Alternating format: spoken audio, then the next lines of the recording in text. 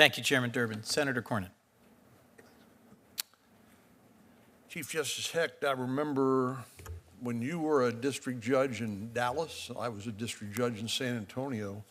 Chief Justice Berger gave a famous talk talking about access to justice more broadly and noted appropriately that the cost associated with getting disputes resolved in court and the time it took to get those disputes resolved were an impediment to access to justice. And so what grew out of that, as I recall, was the alternative dispute resolution movement as a way to expedite access to justice that through non-traditional means.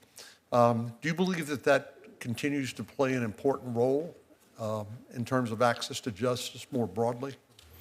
Yes, I do, Senator. And we're experimenting with all kinds of ways of using that over the years. Some has been online. I mentioned AI as a possibility for bringing people together, hearing both sides and trying to get a resolution quickly, maybe online. But we've had mediation since you and I were, we didn't even know about it when you and I were district judges. But now we have mediation and all sorts of ways, because the adversarial system, which is good, it's a good way to get to the truth when people can oppose each other and you can listen to them and try to decide. But it's not good when the people are not equally matched, when they don't have equal access to the evidence, and so it continues to be developed. And is the model that Ms. Nelson talked about in Alaska, is that something that you're exploring, or is maybe you've already gone farther than just exploring it in our state? Yeah, we call them paraprofessionals, and the Texas Supreme Court just approved them after studying them for several months to make sure there weren't going to be any mistakes, that unintended consequences. But we have approved it, and we've been the benefit of Alaska's and other states' use of those systems, and we think it'll be great in Texas. And are these paraprofessionals authorized to appear in court? They are, and there's a rule that says you can do this, you can't do this. There's a kind of a training process that is important, but it's not rigorous. And these are people who already know something of the legal practice and profession. But as she mentioned, unauthorized practice of law rules in the states do not let non-lawyers practice law.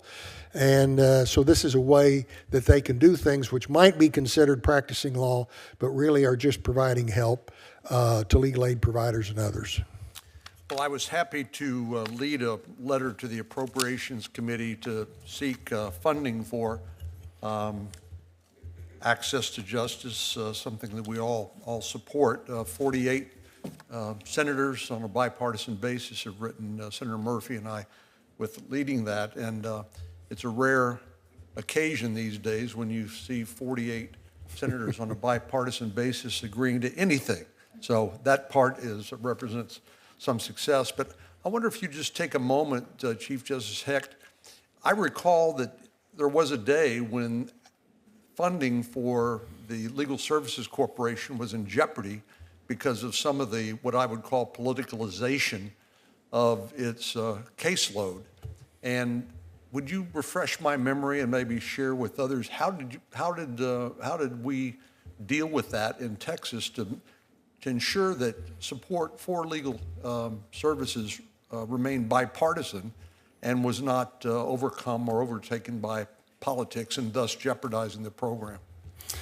I think just by explaining it, I've spent countless hours walking the halls of Congress, the House of Representatives, over the years with the American Bar Association representatives, talking to Texas legislators. But I remember I was sitting in one Congresswoman's office some years ago, and really after 10 or 15 minutes, she said, I just was not aware that I'd heard about it, but I was not aware that this was happening. In Texas, when the IOLTA program folded because interest rates crashed in 2008, 2000. IOLTA is interest on lawyer trust accounts. Right, and it's been a major funder of legal services since the early 80s, 1981. I think it's the first date. But I was sitting in a Senate committee room, Senate Finance Committee room in the Texas legislature when the chair, an oil man from East Texas, said, "What are you going to do about the loss of IOLTA funding?" And Chief Justice Jefferson and I said, "We don't know." And he said, "Suppose we give you half of it." And first time I'd ever had a legislator offer me money. When I got up off the floor, I said, "Sure, we'd take that." But that was the beginning of funding. I mentioned putting a face on things when in about 6 sessions ago, I asked the legislature for access to justice, legal aid funding for veterans. They were falling all over themselves to try to help us out because it's just such an obviously worthy thing to do. So I think the more we do that to show that this is about good government, access to justice, denial of access to justice hurts taxpayers because they have to pick up the pieces of people's lives that are hurt.